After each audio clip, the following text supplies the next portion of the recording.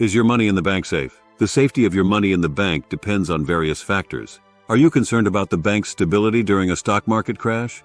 Are you worried about protecting your money from inflation?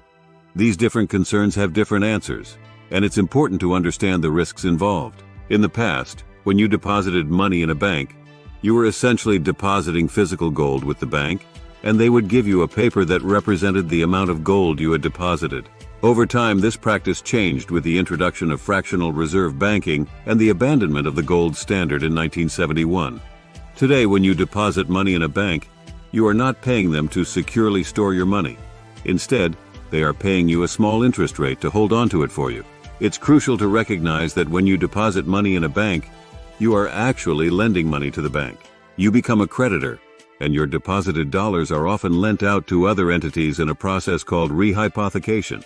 This means that if everyone tries to withdraw their money from the bank at the same time, it may not be available because it has been lent out multiple times. In the event of a bank failure, the Federal Deposit Insurance Corporation, FDIC, steps in to protect depositors.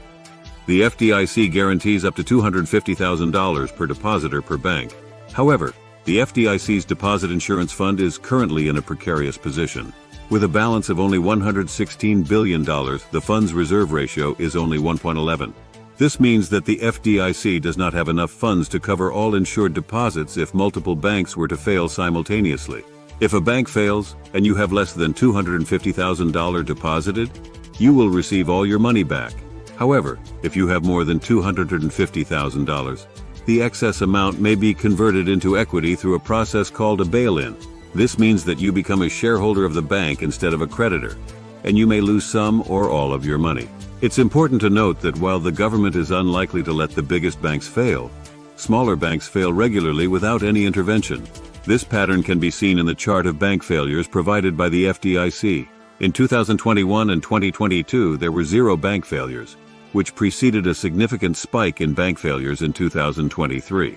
This suggests that more bank failures are likely to come. Given the risks associated with banks, it's essential to consider alternative options for your savings. Look for options that provide liquidity, a real return that beats inflation, and reduced counterparty risk.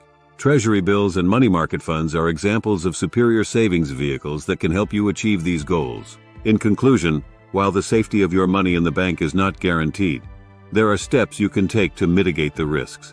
By understanding the current state of the banking system and exploring alternative savings options, you can protect your money and potentially beat inflation.